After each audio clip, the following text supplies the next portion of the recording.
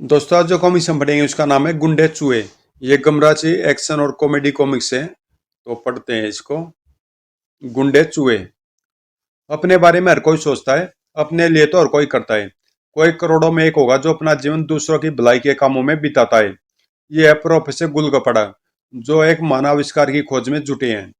वह मुझे पता चल गया कि एक गिलास पानी को 10 बार गर्म किया जा सकता है। मुझे यह भी पता चल गया कि कोई व्यक्ति जब एक कप चाय पीता है तो वास्तव में वो एक कप चाय नहीं पीता, बल्कि आधा कप पीता है, क्योंकि बाकी आधी चाय तो वाष्प बनकर उड़ जाती है। ही। एक माँ से बिना धुली जुराब क्लोरोफॉर्म से ज्यादा असर करती है, जिसे सूंघकर कोई भी व्यक्ति बेहोश हो सकता है।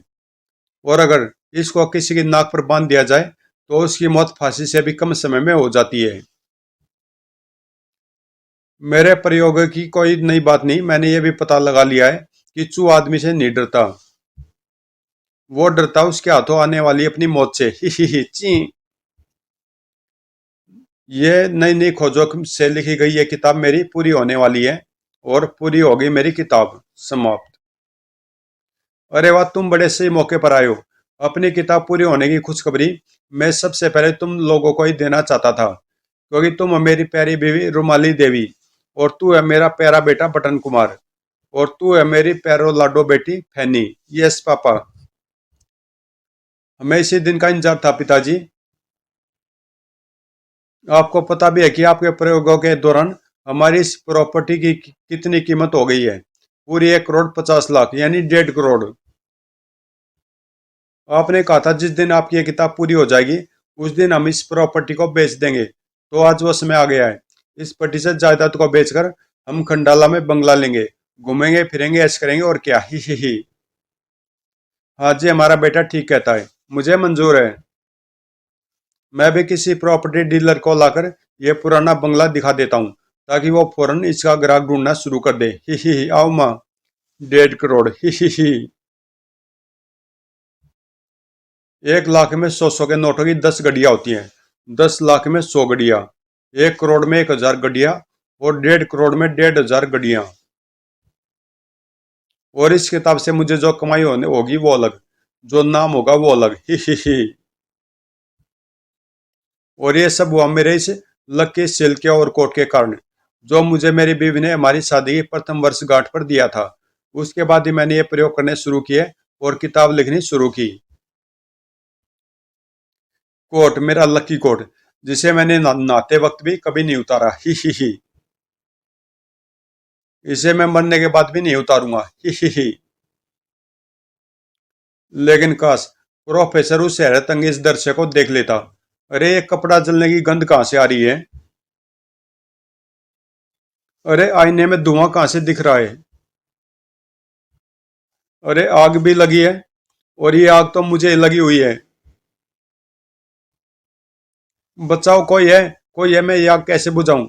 मेरा मुंह पीछे की तरफ होता तो फूंक मारकर बुझा देता। ओह, नल नल में पानी होगा, मैंने सुबह टंकी पूरी भरी थी।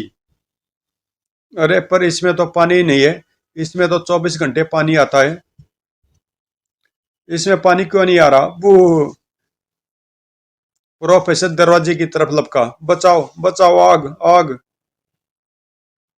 अगर कोई देख लेता उन शैतान चूहों की हरकतें तो शायद किसी को विश्वास नहीं होता। फिसल मोबाइल ऑयल, बचाओ बचाओ। रपट। ओह।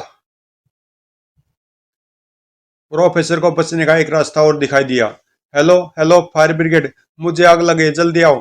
तेरे फोन का तार कटा हुआ बे, पहले उसे जोड़कर फिर हमें आग लगने की खबर दे, तब हम आएंगे। ही। और ये बात बिल्कुल सस्ती। ओह ची ची। इसी के साथ हवेली में खामोशी छा गई। लेकिन यह खामोशी इंसान की आवाजों की खामोशी थी, चूहों की नहीं। ची ची। लग रहा था मानो उस सफेद चूहे के नेतृत्व में बाकी चूहे प्रोफेसर गुलगपाड़ की मृत्यु पर खुशी प्रकट कर रहे थे। अगले दिन पूरे देश के साथ साथ गमराज और संकालू ने भी प्रोफेसर गुलगपाड़ की दर्दनाक मौत के उस समाचार को पढ़ा। संकालू, अगर ये प्रोफेसर जिंदा रहता तो इसका फ्यूचर प्लान नालों के पानी से पेट्रोल बनाने का था। बूह। संकालो अखबार के मुताबिक आज प्रोफेसर की हवेली पर उसे श्रद्धांजलि देने वालों का तांता लगा हुआ है। गुरु फिर तो हमें भी जाना चाहिए। मैं भी यही कहने वाला था। यमुंडा जल्दी आओ, हमारे देश का एक महान वैज्ञानिक हमें छोड़कर चला गया, हमें उसे श्रद्धांजलि देने जाना है। आया स्वामी, धीरज धरो। जल्दी दोनों यमुंडा कार पर सवार होकर प्रोफेसर गुलगपाड़ा की हवेली की ओर चल पड़े। संकालू, तुझे शायद पता नहीं कि थोड़े दिन पहले प्रोफेसर गुलगपाड़ा ने कॉकरोच पकड़ने की दानी, मेरा मतलब तिल चिट्टा दानी का आविष्कार भी किया था, जिसके लिए सरकार ने उसे कॉकरोच अवार्ड देने की भी घोषणा की थी। वाकई बहुत महान था प्रोफेसर गुलगपाड़ा। जबकि इधर गुलगपाड़ की हवेली पर उसे श्रद्धांजलि देने वालों की भीड़ लगी थी। जब तक सूर्यास्त रहेगा तब तक तेरा नाम रहेगा, प्रोफेसर गुलगपाड़ा जिंदाबाद। जबकि अंदर, अम्मा, कल तक पापा क्यों थे और आज के अम्मा, कल तक पापा क्या थे और आज क्या हो गए, बूह। अगर पापा कुछ दिन और रुक कर मरते तो हम उनका अंतिम संस्कार चंदन की लकड़ियों की चिता में करते, तो उनकी शव यात्रा बड़ी धूमधाम से निकालते। हम अजीब बाल्य से आए हैं, जहाँ सैकड़ों अजीब वस्तुएं रखी जाती है। हम प्रोफेसर साहब की जली खोपड़ी और बची अस्थियां अजीब बाल्य में रखने की परमिशन आपसे लेना चाहते हैं। Permission granted, boohoo, thank you. हम अपना सामान ले जाने कल आएंगे। रुमाली देवी जी, बाहर लोग प्रोफेसर साहब के अंतिम दर्शन पाने के लिए हजारों की संख्या में इकट्ठे हो चुके हैं। उन्हें अंदर आने दिया जाए। आने दो। उनकी श्रद्धांजलि के फूलों से उनकी आत्मा वह सवेली को महकने दो, बू। श्रद्धांजलि आने वालों के दुख का कोई पारावार न था।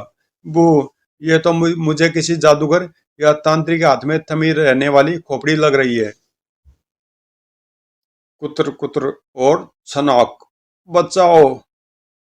बेचारा प्रोफेसर ऐसा हो गया जैसे खुदाई में निकला हो। मर गया। हे भगवान, ये फानुस कैसे गिर गया। पर अभी तो पता नहीं क्या क्या गिरने वाला था। ची ची सर। ओह, ये ईंट किसने मारी, तड़ाक। ओए, अरे, अब ईंटें भी गिर रही हैं। ये हवेली बहुत पुरानी है, मुझे तो लगता है कि कहीं प्रोफेसर के गम में ये हवेली न गिर जाए। अगर हम यहाँ खड़े रहे तो कल श्रद्धांजलि देने वालों की लाइन हमारे घरों के बाहर लगी होगी। भागो। बाढ़ में गई प्रोफेसर की श्रद्धांजलि, भागो। माँ, मेरे ख्याल में हमें भी निकल चलना चाहिए। अगर हवेली गिर भी गई तो भी प्लाट का 1.25 करोड़ तो मिल ही जाएगा। नहीं, ऐसी अशुभ बातें मत कर बेटा। एक रात में 25 लाख का नुकसान में मैं बर्दाश्त नहीं कर सकती। ठीक उसी समय ये मुंडा कार हवेली के बाहर पहुंचकर रुकी। अरे गुरु, ये लोग हवेली की ओर से ऐसे घबराए हुए भागे चले आ रहे हैं जैसे कोई भूत इनके पीछे लगा हो। दाल में जरूर कुछ काला है, प्यारे। गमराज संकालू के साथ फौरन कार से नीचे उतरा और, ठहरो, क्या हुआ? तुम सब इस प्रकार घबरा कर क्यों भागे जा रहे हो? ठहरो, क्या हुआ? वो हवेली में, वो हवेली में। जिससे भी पूछता हूँ वो जवाब देता देता आगे निकल जाता है और मैं पूरी बात सुनाई न पड़ने से रहस्य का पता नहीं चल पा रहा। आइडिया। मैं इनके साथ भागते हुए पूछता हूँ, ठहरो भाई, तुम इस प्रकार कहाँ भागे जा रहे हो? गमराज, फानुस के नीचे दबकर 6 मारे गए, 7 घायल हो गए, 3 बेहोश पड़े हैं, दीवारों से ईंटें गिर रही हैं, लगता है वेली गिरने वाली है, इसलिए सब इस स्थान से दूर चले जाना चाहते हैं। ओ, तो ये बात है। अब गमराज वापस पलटा। कमाल है, ये हवेली आज की बनी हुई सरकारी बिल्डिंग थोड़ी है जो इतनी आसानी से गिर जाए। यह 100 साल पुरानी है। पर गुरु, फिर भी वो फानुस कैसे गिर गया और ईंटें कैसे गिर गई, वो तो अंदर जाकर ही पता चलेगा। गुरु, अंदर मत जाओ, इतने सारे लोग भाग रहे हैं तो वो पागल नहीं हो सकते। अंदर एक महान प्रोफेसर का शव रखा संकालू, और मैं दावे के साथ कह सकता हूँ कि इस भीड़ में प्रोफेसर साहब का परिवार शामिल नहीं होगा। अगर लोगों का और तेरा कहना सच भी है तो भी उन लोगों को बचाने तो मुझे अंदर जाना ही पड़ेगा। तुझे नहीं आना तो यहीं रहकर मेरा इंतजार कर। गुरु, मैं तुम्हारा साथ कैसे छोड़ सकता हूँ, मैं भी आ रहा हूँ। अंदर उस वक्त एक और हंगामा जन्म लेने वाला था। ची ची ची ची। ये सब क्या हो रहा मम्मी?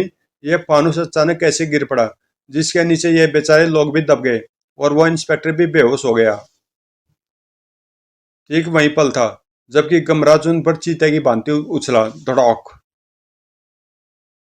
और, ओह मम्मी, अगर ये आदमी ठीक वक्त पर हमें धक्का न दे देता तो हम इस अलमारी के नीचे दबकर लिज्जत पापड़ बन गए होते।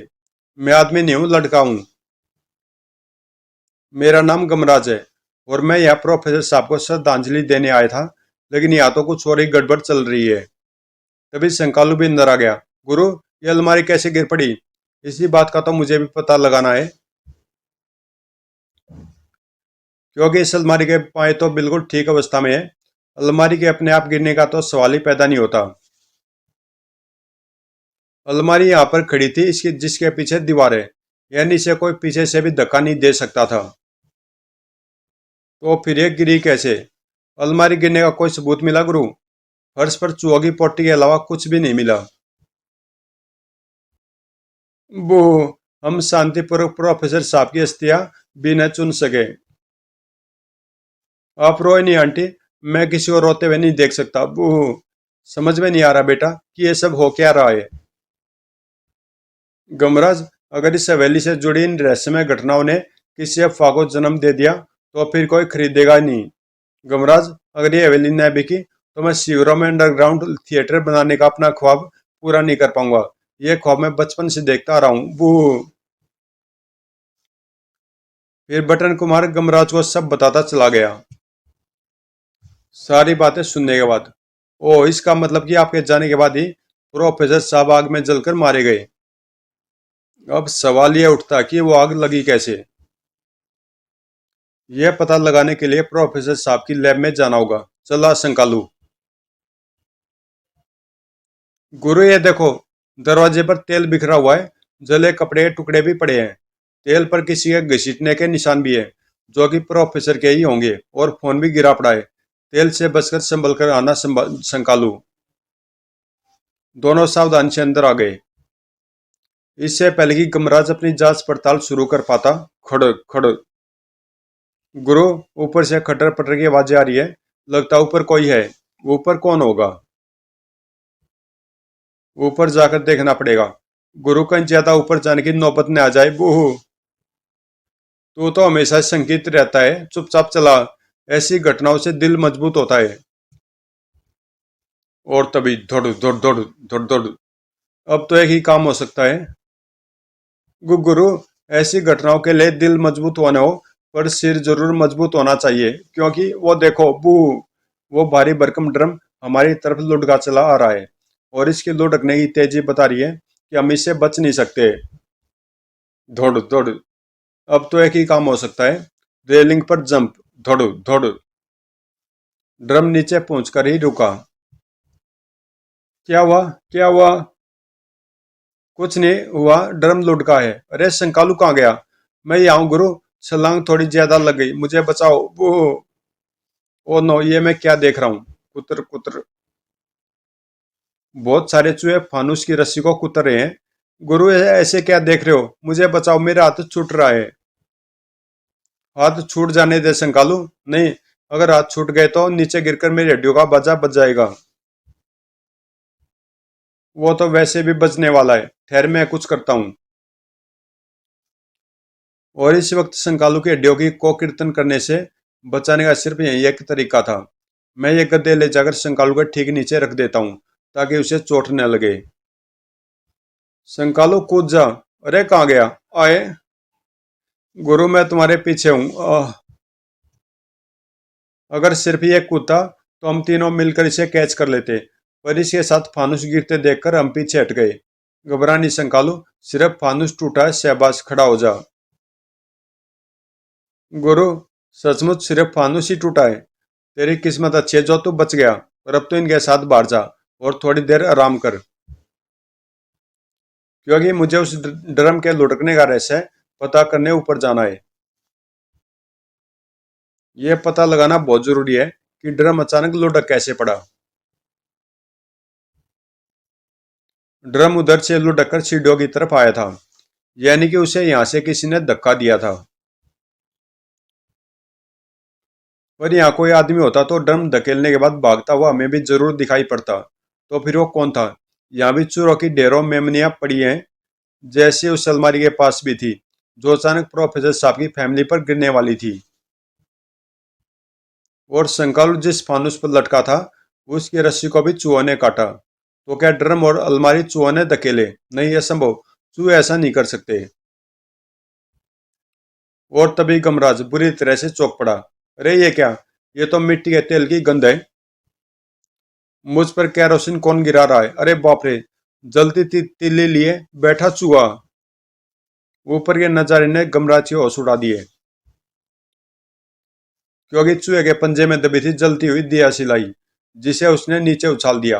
भाग बेटा गमराज, कहीं जलती तिली तुझे छू गई तो बिना लकड़ियों के ही तेरी चिता जल जाएगी। लेकिन तब तक बहुत देर हो चुकी थी। इसका एहसास गमराज को जल्दी हो गया। ये क्या? नहीं, ये नहीं हो सकता, मेरी आंखें जरूर कोई सपना देख रही हैं। ऐसा क्या देख लिया था गमराज ने कि बुरी तरह भौचका उठा था? चूहों का क्या रहस्य था? क्या प्रोफेसर गुल गोपाड़ की हवेली बिक सकी? तो दोस्तों ये कॉमिक्स यहीं पे समाप्त होती है, और इसका अगला पार्ट है गमराज दौड़ चूहे आए। और ये कॉमिक्स आपको कल मिल जाएगी प्लेलिस्ट में, गमराज के फोल्डर में, कल। तो मिलते हैं इसके सेकंड पार्ट में।